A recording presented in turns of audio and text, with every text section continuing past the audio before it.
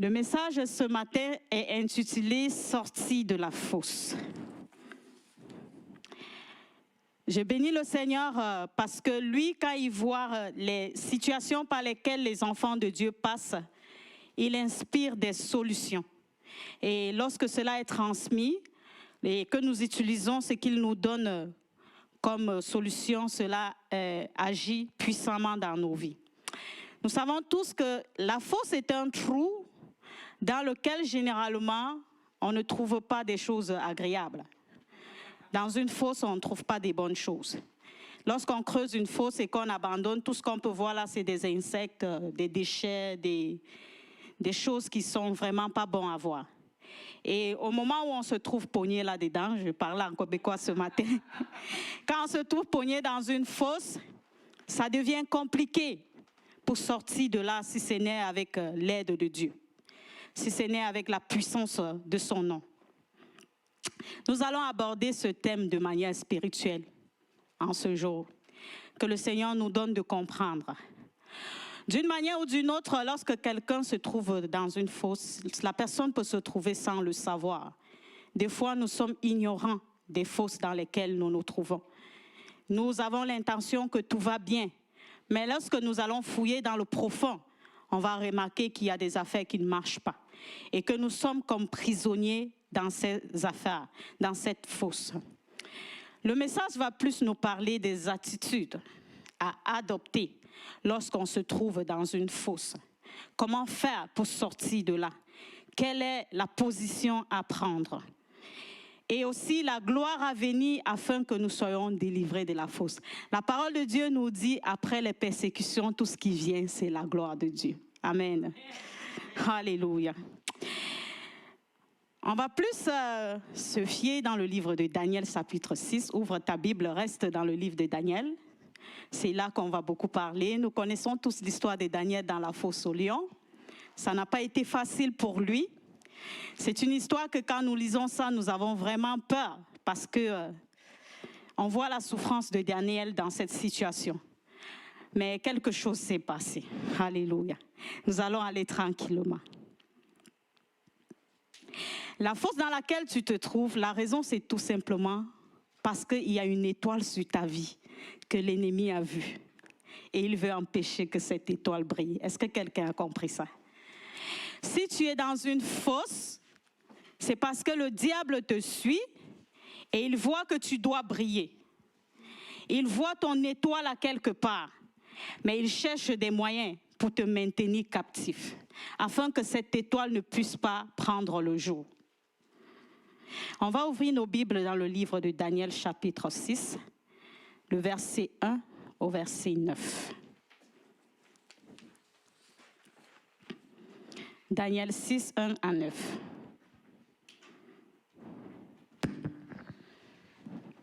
Et Darius le Mède, âgé d'environ 62 ans, accéda au pouvoir impérial.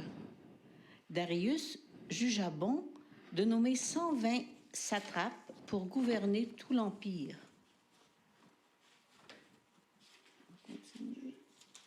Il plaça au-dessus d'eux 3 ministres auxquels ces satrapes devaient rendre compte pour que les intérêts de l'empereur soient préservés. Daniel était l'un de ces 3, et bientôt, il se révéla plus capable que les 2 autres ministres et tous les satrapes, parce qu'il y avait en lui un esprit extraordinaire. C'est pourquoi l'empereur songeait à le mettre à la tête de tout l'Empire. Alors les autres ministres et les satrapes se mirent à chercher un motif d'accusation contre lui dans sa manière d'administrer les affaires de l'Empire. Mais ils ne purent découvrir aucun motif d'accusation, ni aucune faute, car il était fidèle, de sorte qu'on ne pouvait trouver en lui ni négligence ni faute. Ces hommes-là conclurent donc, nous ne trouverons aucun motif d'accusation contre ce Daniel, à moins que ce ne soit en relation avec la loi de son Dieu. Alors, ces ministres et ces satrapes se précipitèrent chez l'empereur et lui parlèrent ainsi. « Que l'empereur Darius vive éternellement !» Tous les ministres de l'Empire, les préfets et les satrapes les conseillers et les gouverneurs ont décidé à l'unanimité en conseil qu'il fallait publier un édit impérial pour mettre en vigueur une interdiction stricte. Selon cet édit, quiconque, pendant les 30 jours qui suivent, adressera une prière à quelque dieu ou quelque homme que ce soit, si ce n'est à toi, Majesté, sera jeté dans la fosse aux lions. Maintenant, Majesté, établis cette interdiction et signe le décret afin qu'il soit irrévocable, conformément à la loi des Mèdes et des Perses, qui est immuable. Alléluia. Daniel n'avait rien fait. La Bible dit qu'il n'avait rien fait. Mais ils sont allés fouiller, chercher, pour trouver une raison pour l'accuser. Le cœur de l'ennemi et des hommes est rempli de haine. La Bible dit que le cœur de l'homme est méchant, rempli de haine. Et c'est pour ça que lorsque ta lumière veut commencer à briller, l'ennemi va chercher des stratégies pour pouvoir éteindre cette lumière. Daniel était innocent. Ils ont fouillé, ils sont allés chercher une loi qui pourra le condamner. La Bible mentionne qu'ils n'ont rien vu. Ils n'ont même pas vu là où ils vont prendre la raison pour l'accuser. Combien de fois l'ennemi est méchant? Des fois, on n'a pas toujours besoin de faire quelque chose pour voir le diable menacer notre vie, pour voir le diable agir de manière négative au-dedans de nous. C'est pour rien, sans raison. Daniel n'avait rien fait. C'est juste à cause de son Dieu. Nous allons voir l'attitude de Daniel, comment Daniel s'est comporté face à cette situation. Ouvrons nos Bibles, on va rester dans le livre de Daniel 6, on va lire le verset 10.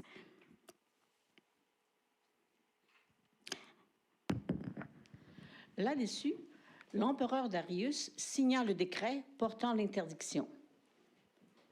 Alléluia. L'empereur a signé le décret. Parce que les autres sont venus lui dire, il faut que tu cherches quelque chose. Ce n'est pas l'empereur qui avait ses idées, ce sont ses proches. Daniel avait été jugé innocent, même par ceux qui cherchaient à lui faire du mal. Alors qu'est-ce que Daniel a fait? Daniel n'est pas allé confronter ces hommes physiquement. On va lire dans le livre de Daniel 6, toujours verset 11 au verset 15. Nous allons voir comment Daniel a fait pour pouvoir affronter cette situation. Restons dans Daniel 6. C'est vraiment l'histoire. Quand Daniel apprit que ce décret avait été signé, oui, il entra dans sa maison. Oui. Les fenêtres de sa chambre haute étaient ouvertes en direction de Jérusalem. 3 fois par jour, il se mettait à genoux pour prier et louer son Dieu. Il continua à le faire comme auparavant. Alors ces hommes firent irruption chez lui et le surprirent en train d'invoquer et d'implorer son Dieu. Aussitôt, ils se rendirent chez l'empereur pour lui parler de l'interdiction impériale. « N'as-tu pas signé un décret d'interdiction ?» dirent-ils, stipulant que quiconque adressera dans les 30 jours une prière à quelque dieu ou homme que ce soit, si ce n'est à toi, Majesté, serait jeté dans la fosse aux lions? Il en est bien ainsi, répondit l'empereur, conformément à la loi des Mèdes et des Perses, qui est immuable. Eh bien, reprirent-ils, Daniel, l'un des déportés de Juda, ne t'a pas obéi, Majesté, car il n'a pas respecté l'interdiction que tu as signée. 3 fois par jour, il fait sa prière. Lorsque l'empereur entendit ces paroles, il fut vivement peiné et il décida de délivrer Daniel. Jusqu'au coucher du soleil, il chercha à le sauver. Alléluia. L'autre jour, le serviteur de Dieu, Régent, a dit ici que ces prières font trembler l'ennemi. J'ai capté cette parole, j'ai dit ça c'est vrai. Oui, c'est vrai que nos prières, Quand l'ennemi sait que tu connais déjà ses plans, son corps commence à démanger. Il commence à réfléchir. Il commence à trouver comment il va faire pour que tu ne lui barres pas la route. La Bible dit que Daniel est entré dans la prière pendant 3 jours parce qu'il avait eu l'information de ce qui était en train de se planifier pour son cas. Daniel n'est pas allé vers ces hommes, dit, comme vous cherchez à me battre, moi aussi je vais me battre contre vous. Il est allé chercher son Dieu. J'ai aimé la partie qui dit, la fenêtre était ouverte vers Jérusalem. Certainement, les regards de Daniel étaient tournés vers Jérusalem. Parce qu'il savait que la solution viendra d'une seule personne, de l'Éternel des armées. Il est entré dans la prière pendant 3 jours. Ici, nous retenons que notre attitude, lorsque nous entendons l'ennemi commencer à s'agiter pour notre vie, nous devrons aller dans la présence de Dieu. Daniel n'a pas combattu avec la chair. Il n'a pas combattu physiquement. Il est allé rencontrer Jésus. Alléluia. En premier temps, et en plus la prière de Daniel a révolté encore ces personnes. Lorsqu'ils ont vu Daniel prier, ils ont dit ça alors. Il est encore allé prier. On n'a même pas encore fini de faire notre plan, il est allé prier. La prière de Daniel a comme renforcé la raison pour laquelle il voulait l'accuser. La Bible dit qu'ils sont retournés chez le roi. Ils sont retournés rappeler au roi que roi, tu as dit que personne, on ne doit prier personne d'autre si ce n'est toi. Il faisait tout pour convaincre le roi Daïrus.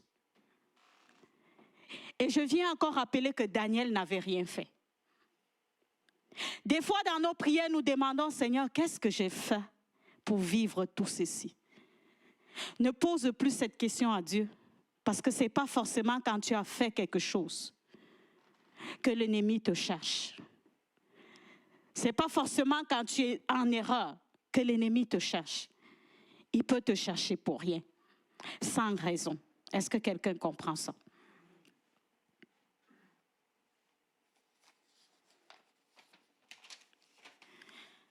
Nous voyons ici la contamination. Lisons Daniel 6, versets 16 à 18. Daniel 6, versets 16 à 18. Mais ces hommes se précipitèrent chez l'empereur et lui dirent, « Sache, Majesté, que la loi des Mèdes et des Perses veut que toute interdiction et tout décret promulgué par l'empereur soit irrévocable. » Alors, l'empereur ordonna d'emmener Daniel et de le jeter dans la fosse aux lions. Il s'adressa à Daniel et lui dit, « Puisse ton Dieu que tu sers avec tant de persévérance te délivrer lui-même. » On apporta une grosse pierre et on la mit devant l'entrée de la fosse. L'empereur y apposa son sceau avec son anneau et ceux des hauts dignitaires, afin que rien ne puisse être changé aux dispositions prises à l'égard de Daniel. Le roi a dit, puisse ton Dieu puisse te sauver. C'était une parole de moquerie. Hein. Ce n'est pas parce qu'il aimait Daniel. Il voulait dire à Daniel, je vais voir comment tu vas t'en sortir quand tu vas te retrouver dans cette fosse. Je vais voir ce que tu vas faire. Mais ce que je note ici, c'est la contamination.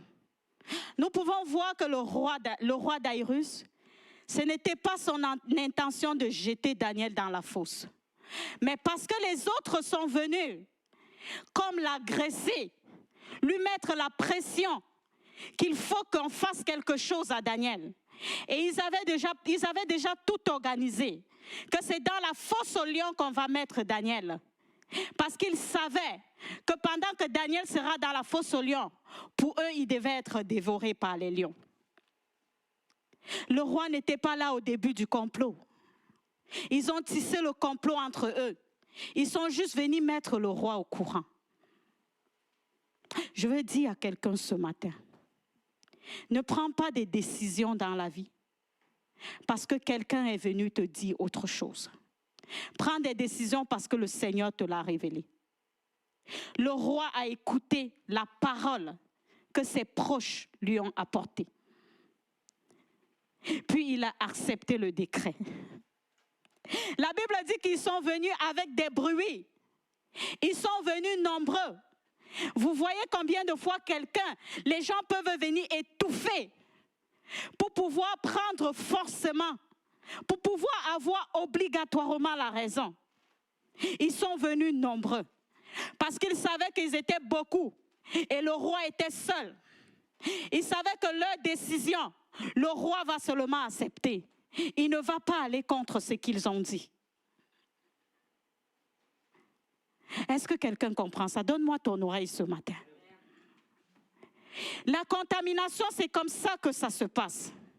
Ces choses peuvent aussi nous arriver. Une personne est capable de venir nous convaincre en utilisant certaines paroles. Généralement, ce sont des paroles mielleuses. Que lorsque ton oreille va entendre, tu vas dire certainement celui-ci a raison ou celle-ci a raison. Et directement, tu te fies à ce que la personne t'a dit.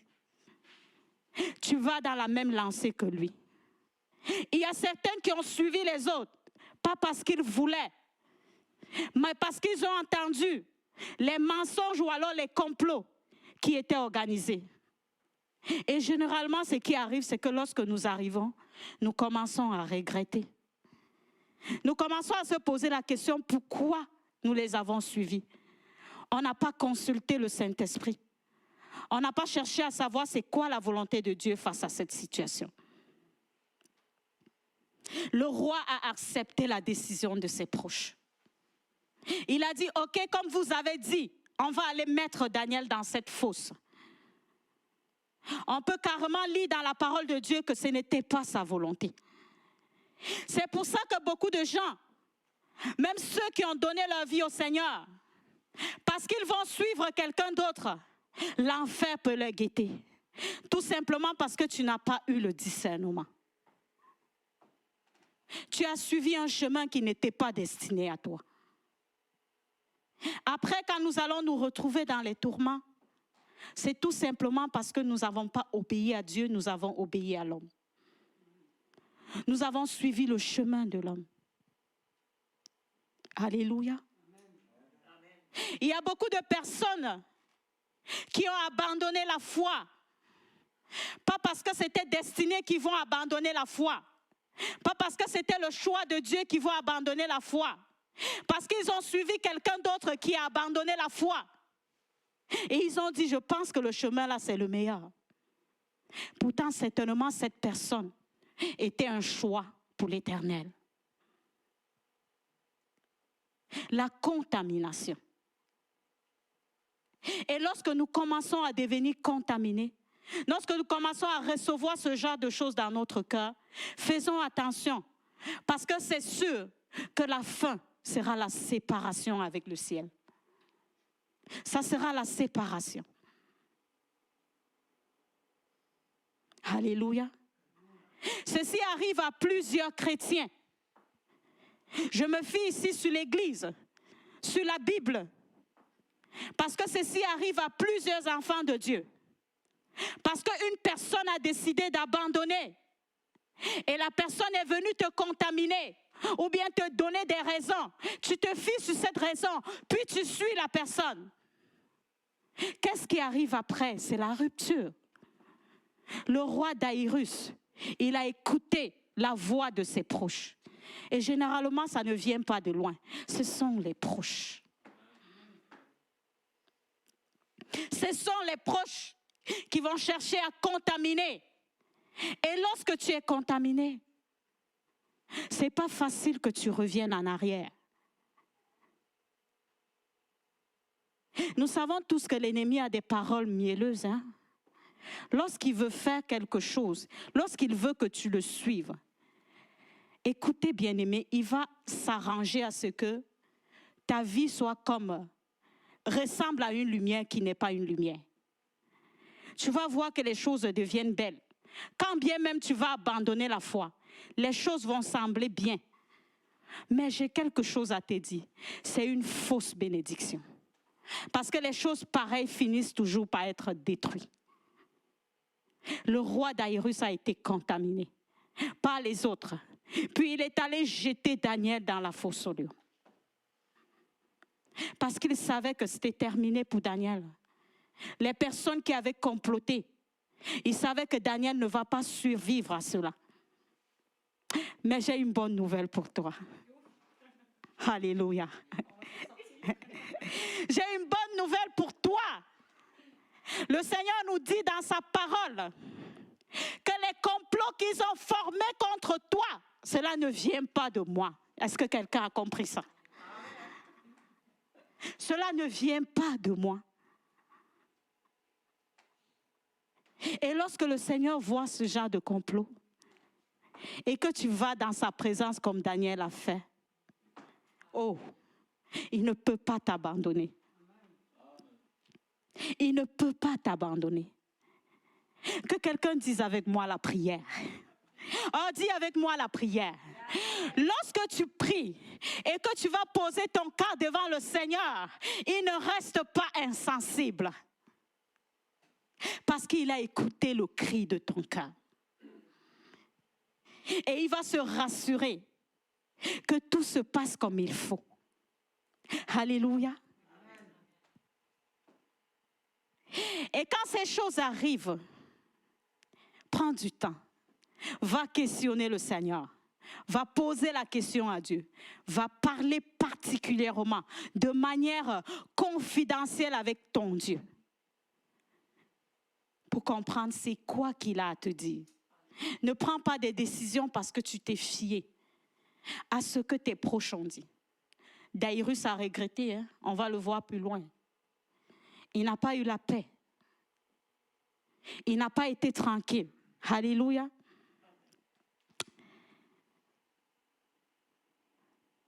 On va lire le verset 19 et le verset 20. Le verset 19 et le verset 20. Toujours de Daniel. Après cela, l'empereur rentra dans son palais Yes. et il refusa tout divertissement. Mais il ne parvint pas à s'endormir. Dès le point du jour, l'empereur se leva et se rendit en toute hâte à la fosse aux lions. Alléluia, verset 19 à 20, c'est ça? La Bible dit que l'empereur n'a pas dormi toute la nuit. Ce verset biblique nous montre tout simplement que ce n'était pas dans son cœur d'aller jeter Daniel dans la fosse aux lions. C'est juste parce qu'on lui a dit de le faire. Il n'a pas dormi. Il était éveillé. Certainement, il attendait que le matin arrive. La parole de Dieu dit qu'il n'a même pas dormi avec sa femme. Il s'est privé de tout. Est-ce que vous voyez combien de fois le diable, le Seigneur est capable de mettre nos ennemis dans la confusion? Il était dans la confusion. Il n'avait pas la paix. Parce qu'au plus profond de lui, il n'avait pas voulu commettre cet acte. Il a perdu le sommeil. Qu'est-ce qui a été en action selon vous? Est-ce que quelqu'un peut répondre à cette question? Qu'est-ce qui a poussé le roi à ne pas dormir? La prière de Daniel. La prière de Daniel. Certainement quand Daniel était dans la fosse aux lions, la prière qu'il avait commencée il y a 3 jours, Daniel n'a pas arrêté. Même dans la fosse aux lions, il continuait à louer le Seigneur. Il continuait à adorer le Seigneur. Il n'a pas fermé sa bouche. Oh, quelle que soit la fosse dans laquelle tu te trouves, oh, loue le Seigneur. Parce que dans l'adoration et dans la louange, le Saint-Esprit va te défendre. La gueule des lions n'a pas effrayé Daniel. Malgré que je suis là-dedans, Seigneur, je te loue. Malgré qu'ils ont la bouche ouverte, Seigneur, je te loue. Dans les situations pareilles, des fois la bouche se ferme parce qu'on n'a plus de force.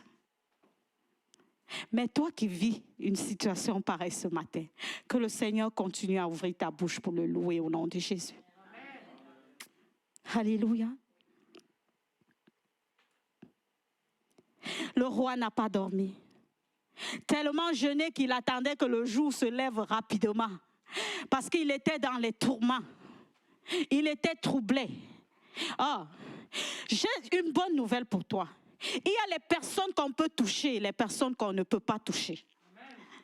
Toi, en tant qu'enfant de Dieu, lorsque quelqu'un va s'aventurer à te toucher, il va rencontrer le Saint-Esprit en personne. Le roi ne dormait pas. Est-ce que Daniel est allé affronter le roi physiquement? La Bible nous dit qu'il est allé prier. Mais l'Esprit de Dieu était en action. Le roi a perdu le sommeil.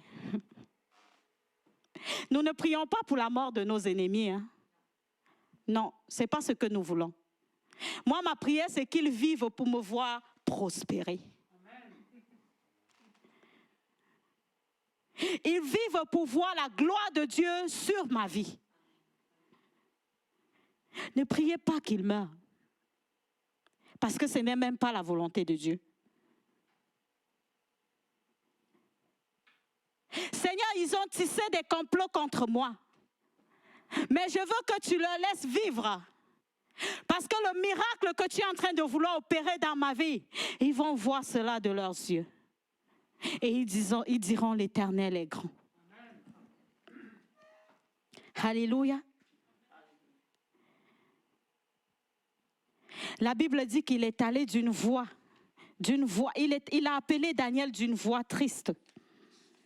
Lisons dans le livre de Daniel, on va aller du verset 22 au verset 28. Je vais aller tranquillement.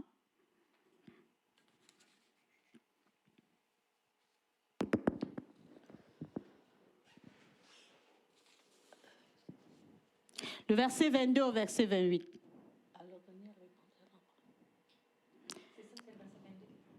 Okay. Alors Daniel répondit à l'empereur, « Ô Majesté, vis éternellement. Mon Dieu a envoyé son ange qui a fermé la gueule des lions, de sorte qu'ils ne m'ont fait aucun mal, parce que j'ai été reconnu innocent devant lui, tout comme je n'ai pas commis de faute envers toi, Majesté. » Alors l'empereur éprouva une grande joie et il ordonna de hisser Daniel hors de la fosse. Daniel fut donc remonté de la fosse et on ne trouva sur lui aucune blessure parce qu'il avait eu confiance en son Dieu. Là-dessus, l'empereur ordonna de lui amener ses hommes qui avaient accusé Daniel et il les fit jeter dans la fosse aux lions avec leurs enfants et leurs femmes. Ils n'avaient pas atteint le sol de la fosse que déjà les lions s'emparèrent d'eux et leur broyèrent les os. Alors l'empereur Darius écrivit à tous les peuples, à toutes les nations et aux gens de toute langue qui habitent la terre entière. Que votre paix soit grande. Je décrète que, dans l'étendue de mon royaume, on tremble de crainte devant le Dieu de Daniel, car il est le Dieu vivant qui subsiste éternellement. Son règne ne sera jamais détruit. Sa souveraineté ne prendra jamais fin. Il délivre et il sauve, et il accomplit des merveilles, des signes extraordinaires dans le ciel et sur la terre, car il a arraché Daniel à la griffe des lions. Alléluia. Avant de parler de ces versets, je vais retourner dans le verset 21 qui dit: en s'approchant de la fosse, il appela Daniel d'une voix triste et lui demanda: Daniel, serviteur du Dieu vivant, ton Dieu que tu sers avec persévérance, a-t-il pu te délivrer des lions? Pourquoi le roi a appelé Daniel avec une voix triste? Moi, je pensais que quand il va aller à la fosse, il va dire: oui, Daniel est mort. C'est fini pour Daniel. Nous voyons la tristesse dans le cœur du roi. Tout simplement parce qu'il a commis un acte malgré lui. C'est parce que ces personnes n'avaient pas l'autorité de prendre Daniel eux-mêmes et aller jeter. Il fallait que le roi dise quelque chose. Normalement, quand tu fais quelque chose et que tu te dis que tu as réussi, ce que tu fais, tu commences à jubiler. Tellement il n'a pas dormi que le matin, il est arrivé, il a commencé à parler d'une voix triste. Il y a quelque chose qui m'a plu dans ce passage. Le Dieu vivant que tu sers. Il a proclamé cela avec sa bouche. Est-ce que le Dieu vivant que tu sais, est-ce qu'il a pu te sortir de la fosse aux lions? Il a dit cela avec tristesse. Tout simplement parce que cette action, il a juste été contaminé pour faire cela. Alléluia. Nous pouvons souligner dans le passage qu'on vient de lire, on va aller tranquillement. Dans le verset 22, nous pouvons souligner l'attitude d'humilité de Daniel. Malgré que le roi l'a jeté dans la fosse, il a dit « Ô roi !» Il est resté humble. Daniel pouvait se vanter, que regarde, mon Dieu m'a délivré. Ce que tu as fait, ça n'a rien fait de mal sur moi. Il pouvait dire, tu n'as rien fait. Finalement, tu as échoué. Mais la Bible dit, Daniel a dit, ô roi.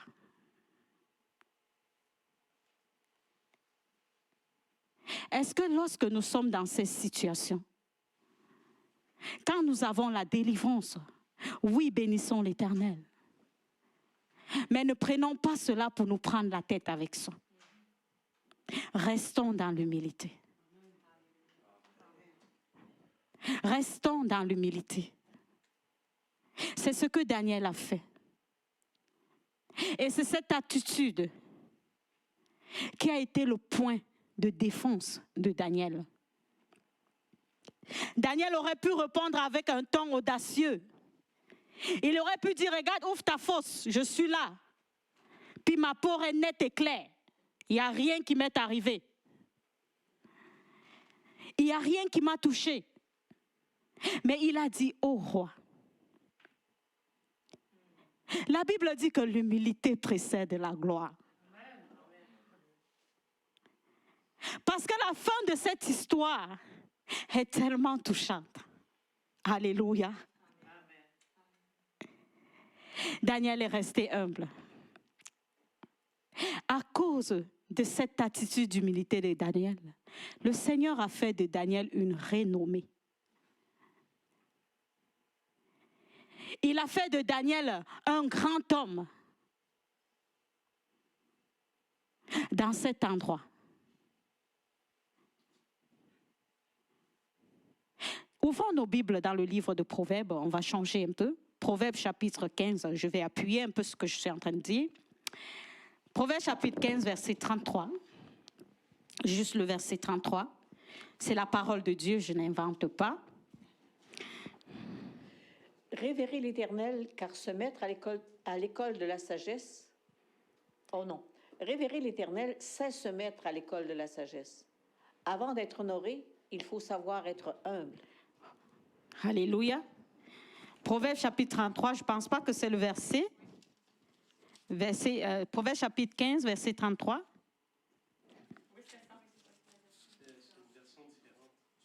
Ah, ok. Mais dans ma version,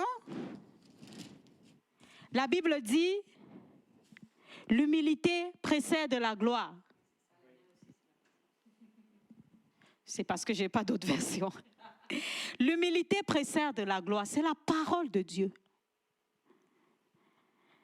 Lorsque tu es une personne qui est revêtie d'humilité, le Seigneur se rassure que tu es béni. Il se rassure que quelqu'un n'ose pas te faire du mal. Parce que tu es son incarnation. Jésus même était humble. Malgré que Jésus était en train de souffrir sur la croix avec les côtes percées, il était coincé sur une croix. Il a dit une parole. Père, pardonne-les, car ils ne savent pas ce qu'ils font. Daniel a dit au roi.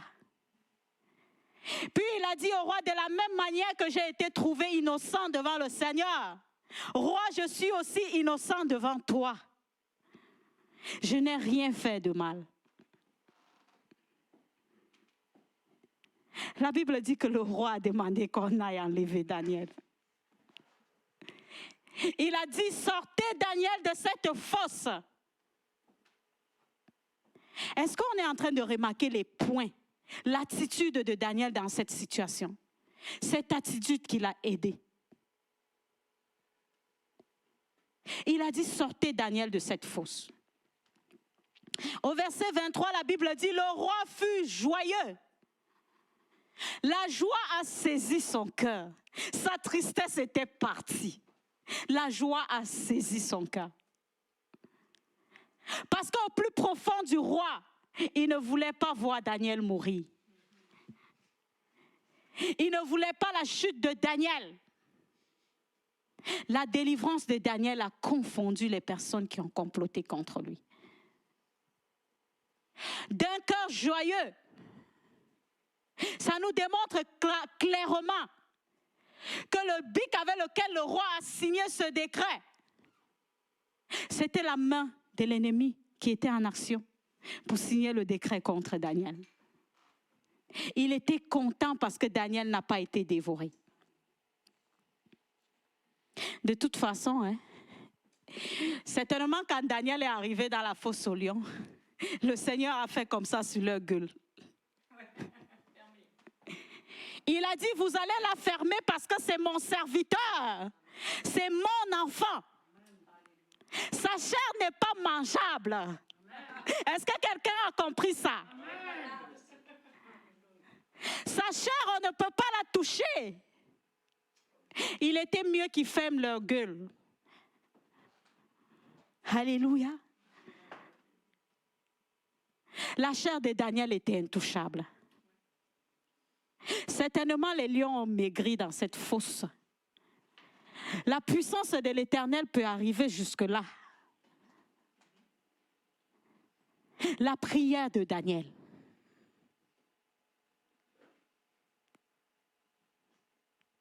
C'est la même chose pour toi et moi, frères et sœurs.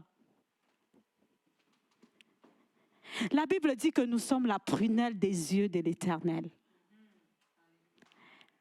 Avant que l'ennemi ne t'atteigne, il faut qu'il traverse Jésus. Il faut qu'il traverse le Saint-Esprit. Il faut qu'il traverse Dieu le Père. Et parce qu'il n'a pas la force de traverser toutes ces personnes, il n'arrivera pas sur toi au nom de Jésus. Est-ce que quelqu'un a compris ça? Tu es caché entre ces personnalités suprêmes. Tu es caché là. Pour qu'il t'atteigne, il faut qu'il traverse toutes ces personnes. Et comme il n'a pas ce pouvoir, il n'a pas ce pouvoir.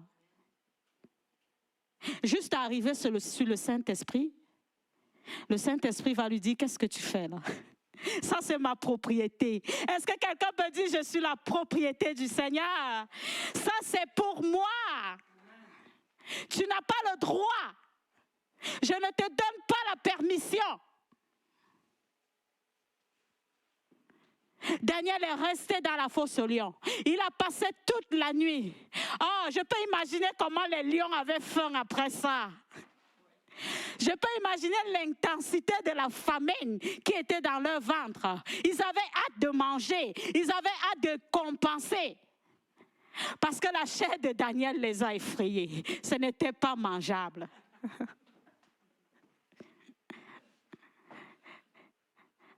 On ne pouvait pas toucher à Daniel. Le verset 25 au verset 26, est-ce qu'on peut relire ce verset, s'il vous plaît? Oui, dans le livre de Daniel. 25 et 26. Là-dessus, l'empereur ordonna de lui amener ces hommes qui avaient accusé Daniel, et il les fit jeter dans la fosse aux lions, avec leurs enfants et leurs femmes. Ils n'avaient pas atteint le sol de la fosse que déjà les lions s'emparèrent d'eux et leur broyèrent les os. Merci Catherine. Merci d'avoir répété cette partie. Alléluia. Bien-aimé, laisse le Seigneur te défendre. La parole de Dieu dit, c'est à lui la vengeance et la rétribution. C'est sa parole. Laisse-le te défendre. Il dit, garde le silence. Je combats pour toi. Tout ce que nous devons faire, c'est de louer. Tout ce que nous devons faire, c'est de prier. Dieu, il s'occupe du reste. Il gère la situation. Tu n'as même pas à t'inquiéter. Il prend contrôle de la situation. Alléluia. Ce ne sont pas seulement ces hommes qui ont été jetés dans la fosse. Hein. La Bible dit que c'est toute leur famille. Ah, la justice de l'Éternel. Quand le Seigneur décide de nous justifier, c'est terrible. Il n'a pas seulement jeté ces hommes, il a pris eux, tous leurs enfants, leurs femmes. Il est allé, le roi a dit, mettez-les dans cette même fosse. Oh, j'ai une bonne nouvelle pour toi. Le piège que l'ennemi a tendu pour toi, lui-même, il va s'emporter là-dedans. On est allé le jeter dans la fosse. Les lions avaient tellement faim, je l'ai dit tantôt. Ils n'ont même pas attendu qu'ils atteignent le fond de la fosse. La parole de Dieu dit que leurs os étaient détruits. Ils avaient tout broyé. Ils avaient faim, les lions. Il fallait qu'ils mangent. Ils ont passé toute la nuit affamés. On les avait donné une chair qui n'est pas mangeable. Le matin, quand ils ont rencontré la chair qu'ils peuvent manger, ils ont sauté là-dessus. Quand tu prends 3 jours de jeûne, là, le dernier jour, qu'est-ce qui se passe? Ils avaient juste un jour. Ils ont jeûné. Hein? Ce n'est pas juste le roi qui a jeûné. La Bible dit que quand le roi a fait ça, il est allé jeûner. Ça veut dire que même les lions ont jeûné. Ils ont passé une nuit de jeûne. Quand on a envoyé la nourriture qui était mangeable, ils ont bondi là-dessus. Alléluia. Ils se sont accrochés dessus. Ils ont dit, ah, on avait tellement faim que voilà l'occasion qui nous est venue. C'est pour ça que je dis, tu n'es pas touchable. Le Seigneur va se rassurer que tout va bien. Parce qu'il va confondre tes ennemis. Alléluia. Dieu s'en occupe.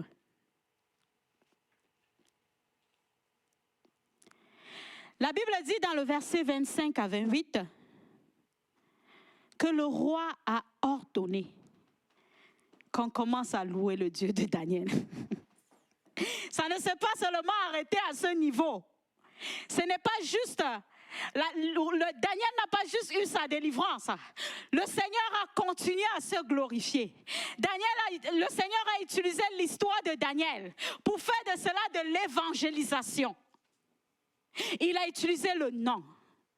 Ce que Daniel a traversé pour faire de cela une évangélisation. Ne t'inquiète plus de ta situation parce que le Seigneur va prendre ce que tu traverses pour amener les gens à croire en ce nom merveilleux que tu possèdes.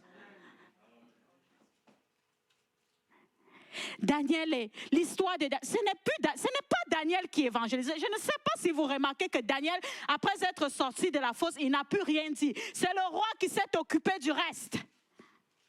C'est lui qui a commencé l'évangélisation. J'aime la parole de Dieu qui dit « j'ordonne ». C'est un ordre de croire au Dieu de Daniel.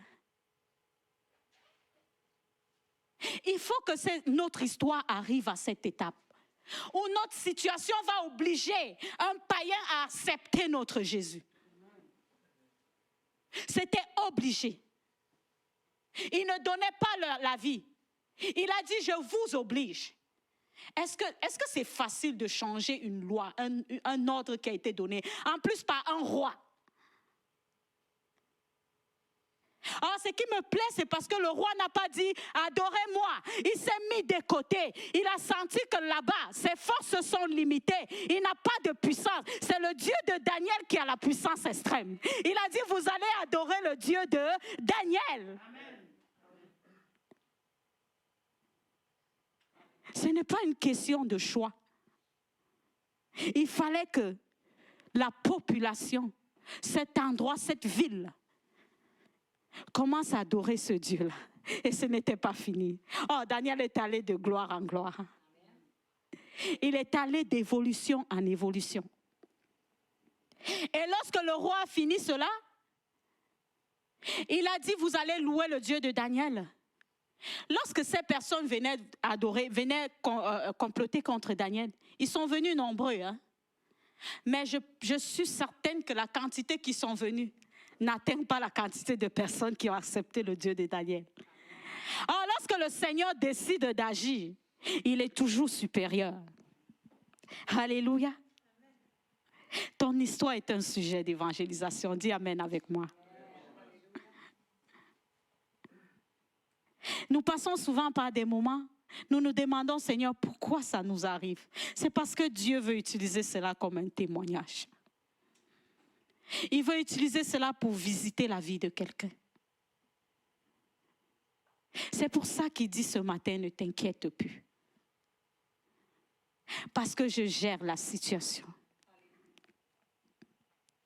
Ce sont les mêmes personnes qui ont voulu faire du mal à Daniel, que le roi a obligé.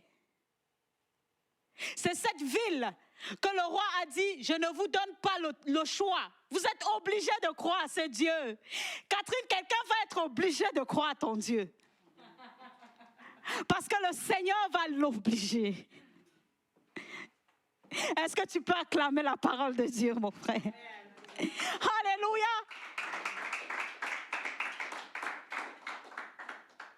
Tu ne sers pas un Dieu de Baal. Tu sers un Dieu puissant. Son nom règne à jamais. Daniel est sorti de la fosse. Il n'y avait pas de blessure. Sa peau était telle qu'il était entré. Il n'y avait rien. Les lions ne l'ont pas touché. Quelle est la fosse dans laquelle tu es? Parce que le Seigneur veut faire quelque chose ce matin. Il veut te sortir de cette fosse d'une manière spéciale. Est-ce que dans cette situation, tu es dans la prière? Est-ce que tu as confié cela au Seigneur? Le Saint-Esprit t'invite ce matin à le faire. Parce qu'il veut te sortir de la fosse. Alléluia. Quel miracle! Quel miracle dans la vie de Daniel! Et pour clôturer tout, la Bible nous dit que Daniel a régné. Aïe, aïe, aïe. Daniel a régné. Alléluia. Il a travaillé sur le règne de ce roi-là. Il n'était plus le Daniel qui était destiné à être mangé par les lions. Que les hommes avaient prononcé cela sur sa vie. Mais il était le Daniel que Dieu avait déclaré qu'il va régner sur ses rois. L'attitude de Daniel l'a amené à être cette personne exemplaire dans ce lieu. Est-ce que quelqu'un a compris ça? C'est tout simplement comme j'ai dit au début. L'ennemi avait vu l'étoile de Daniel. Il savait que Daniel va finir par régner. Il a utilisé des stratégies pour bloquer cela. Mais le Seigneur a confondu ses ennemis. Quel que soit là où ton étoile est cachée, quel que soit là où on a rendu ton étoile captive, ce matin, je m'appuie sur la parole de Dieu pour déclarer que ton étoile brille au nom de Jésus. Cette étoile brille. Quelles que soient les circonstances, tu vas finir par briller parce que le Seigneur nous ordonne de briller. C'est sa parole. Alléluia. L'élévation de Daniel est devenue grande. La destinée de Daniel a fini par se réaliser parce que Dieu était au contrôle de la situation. Il y a plusieurs fausses. Je vais maintenant conclure, je vais appeler les musiciens. Est-ce que tu as été béni ce matin?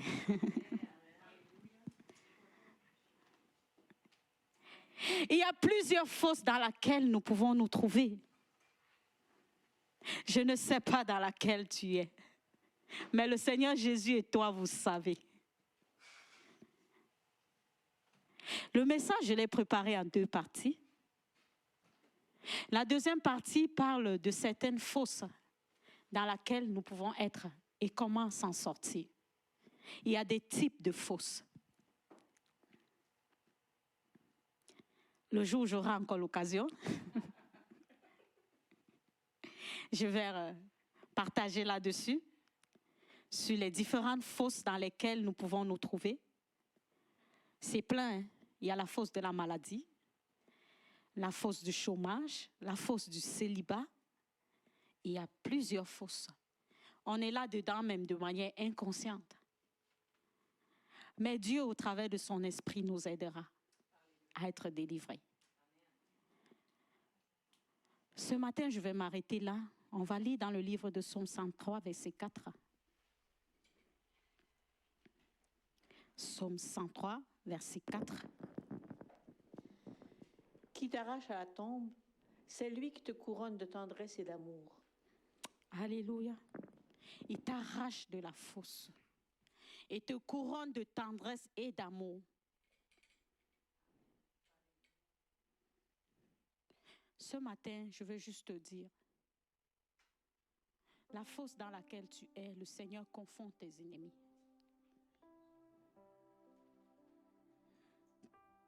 Je veux juste t'inviter à te lever ou baisser ta tête là où tu te trouves.